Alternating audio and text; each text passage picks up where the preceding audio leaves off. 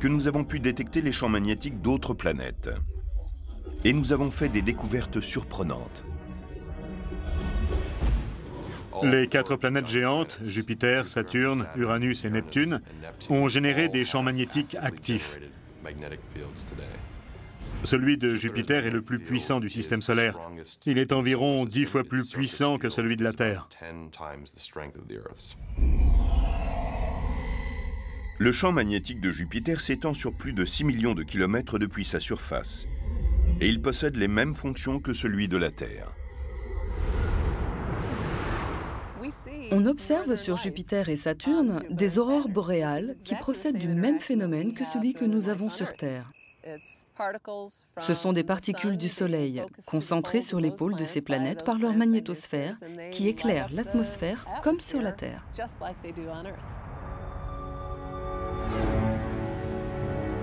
Mais lorsqu'on se rapproche du Soleil, on trouve des champs planétaires qui sont mystérieusement moins communs.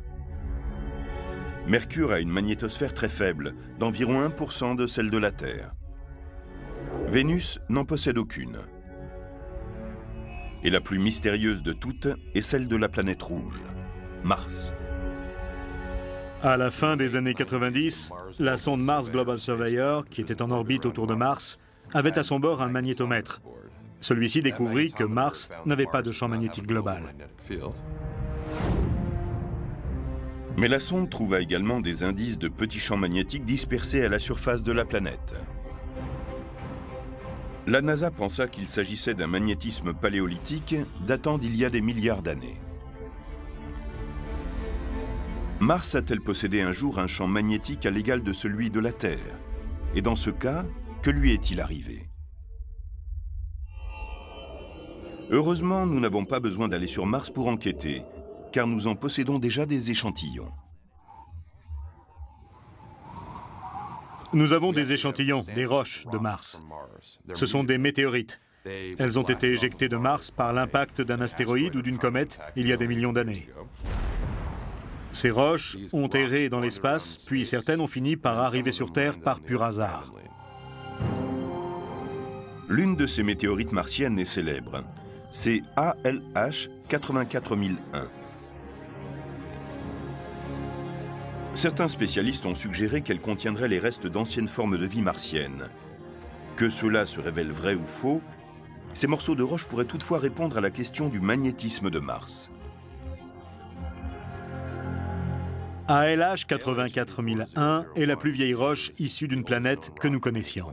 Cet échantillon de Mars est unique en son genre. Il date de la plus ancienne période de l'histoire de la planète et contient toutes sortes d'informations fascinantes.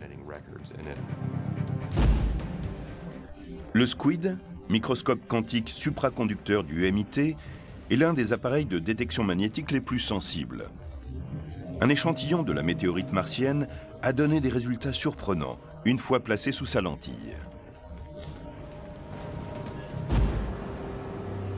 Nous avons montré que cette roche était magnétisée, et ce paléomagnétisme a été très précisément daté à 4 milliards d'années. Sous la surface de la météorite, on trouve des traces de la magnétosphère de Mars. Il y a 4 milliards d'années, le magma en mouvement du cœur de la planète générait un puissant champ magnétique. À ses débuts, Mars, avec son magnétisme, était un endroit fondamentalement différent de ce qu'elle est aujourd'hui. On pense qu'à l'époque, son atmosphère était bien plus épaisse qu'aujourd'hui. De l'eau coulait sans doute à sa surface, la température était plus élevée. À cette époque, Mars ressemblait plus à la Terre. Et mystérieusement, Mars est morte. Les températures ont chuté, l'eau a disparu ainsi que l'atmosphère. Que s'est-il passé ? Le champ magnétique de Mars s'est éteint il y a environ 4,1 milliards d'années. Ce qui est fascinant, c'est que cela coïncide plus ou moins avec le moment où Mars est passé de la chaleur et de l'humidité au froid et à la sécheresse actuelle. Il existe une hypothèse pour la disparition de l'atmosphère de Mars. On pense qu'elle n'avait pas de magnétosphère pour la protéger. Le vent solaire arrachait donc constamment des morceaux de l'atmosphère martienne. Sans bouclier magnétique, une éjection de masse coronale a pu sans difficulté bombarder la surface de Mars. Un ouragan magnétique a pu arracher l'atmosphère de la planète. Soudain, l'atmosphère a perdu de très grandes quantités de gaz, comme l'oxygène, l'argon, l'azote. L'atmosphère s'est rétrécie avec le temps. L'eau liquide a cessé d'être stable en surface. Et Mars est entré dans un état de pause froide et sèche.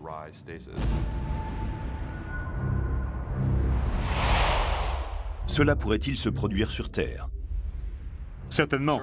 À un certain moment, le champ magnétique terrestre s'éteindra. Mais on en est loin. La question la plus urgente est de savoir quand le champ magnétique terrestre va s'inverser. Comme nous l'avons vu plus tôt, le champ magnétique de notre planète s'inverse à intervalles de plusieurs milliers d'années. Et nous sommes en retard.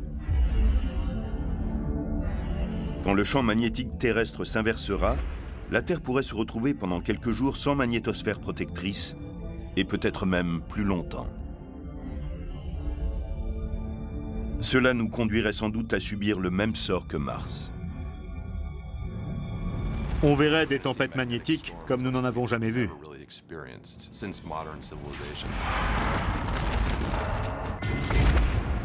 Mais un renversement planétaire n'est pas indispensable pour que la planète subisse des ravages. Les spécialistes disent que notre société entière pourrait être détruite par une tempête magnétique. La catastrophe peut encore être évitée, mais il faut prendre rapidement des mesures. Le compte à rebours de l'apocalypse magnétique continue.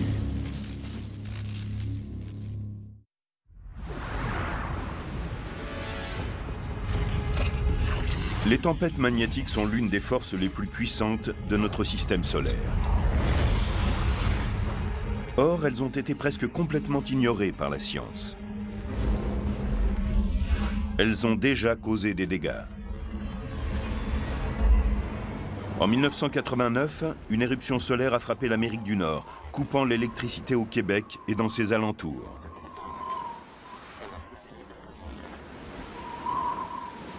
« 6 millions de gens se sont retrouvés sans électricité en plein hiver canadien. Le courant fut rétabli le lendemain et l'on évita une catastrophe majeure. Mais cette tempête n'était pas très importante. Une tempête bien plus puissante a été enregistrée en 1859. On aperçut des aurores boréales jusqu'à Cuba. Les lignes télégraphiques qui s'étiraient à travers l'Amérique bourdonnèrent et firent des étincelles quand un courant d'une énorme puissance produisit un court-circuit. Cela a sans doute été l'une des plus grandes tempêtes géomagnétiques qui se soit jamais produite. Elle était 10 fois plus importante que celle de 1989, à l'origine des problèmes du réseau électrique américain.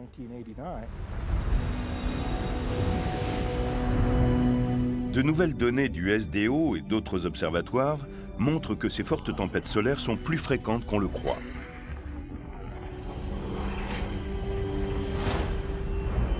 Que se passerait-il aujourd'hui si la tempête géante de 1859 s'abattait sur la Terre?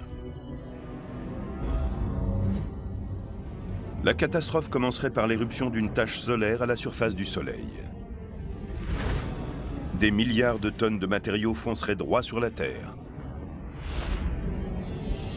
En 8 minutes, rayons gamma et rayons X détruiraient la plupart des satellites. Notre société câblée deviendrait aveugle. Pas de GPS, pas de navigation aérienne, pas de télévision par câble ou satellite. Nous avons des milliers de satellites en orbite. Chacun coûte en moyenne $1 demi-milliard. Eh bien, c'est une fortune qui s'envolerait. Dans les 8 à 16 heures suivantes, la grande masse de matériaux solaires éjectés viendrait frapper la Terre.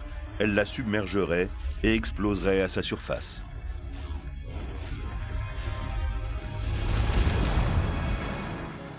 Sur les infrastructures, on commencera à voir des flux surpuissants circuler sur d'immenses lignes de force. Les transformateurs électriques exploseront dans tout le pays. La disparition des transformateurs entraîne l'extinction de tous les appareils électriques. C'est une infrastructure essentielle. la clé de voûte de notre civilisation. Sans électricité, quasiment tout le reste va tomber en panne, immédiatement ou dans les jours suivants.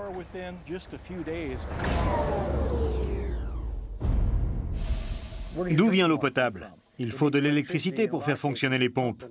On n'aurait donc pas d'eau potable. On n'aurait pas de lumière, à moins d'avoir son propre générateur. Et lorsque celui-ci serait à court d'essence, on irait à la station-service chercher de l'essence, mais il n'y aurait pas non plus d'électricité pour faire fonctionner les pompes. L'électricité ne pourrait être rétablie, car les transformateurs seraient bien trop abîmés pour être réparés. Il faudrait entièrement les remplacer, et ce n'est pas si simple.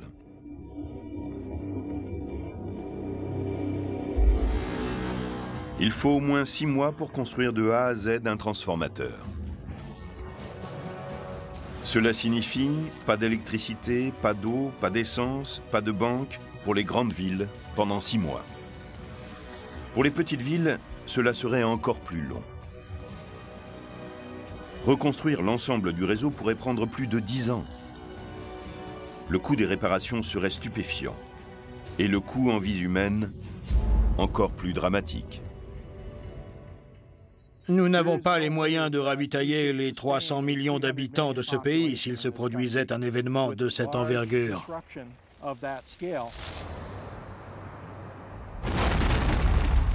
Selon certaines estimations, une grande tempête magnétique pourrait entraîner la mort d'un tiers ou de la moitié de la population des pays développés. C'est-à-dire 100 millions de morts aux États-Unis, 250 millions en Europe, 1 milliard en Asie. Tout cela à cause d'une puissante tempête magnétique. Ce type de catastrophe reste encore aujourd'hui incompréhensible. Que peut-on faire pour éviter un tel cataclysme? Les experts sont à l'ouvrage. Ils observent en permanence la surface magnétique explosive du Soleil, conçoivent des protections pour les câbles et créent des disjoncteurs pour les transformateurs.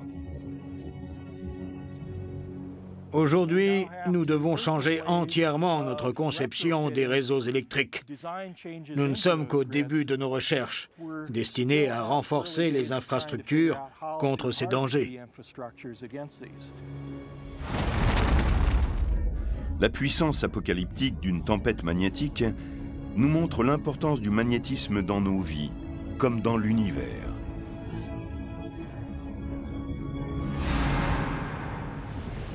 L'électromagnétisme est une force puissante dont on voit qu'elle est essentielle dans nos vies quotidiennes.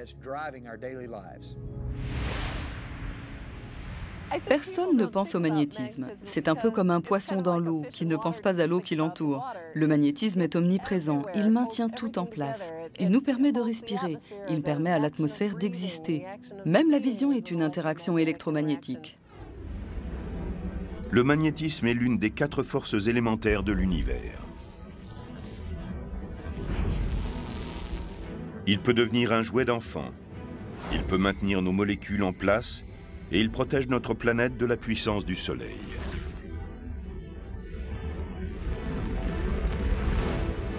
C'est aussi l'une des forces de l'univers les plus négligées par les habitants de la Terre. Pourtant, le magnétisme peut tout donner et tout prendre.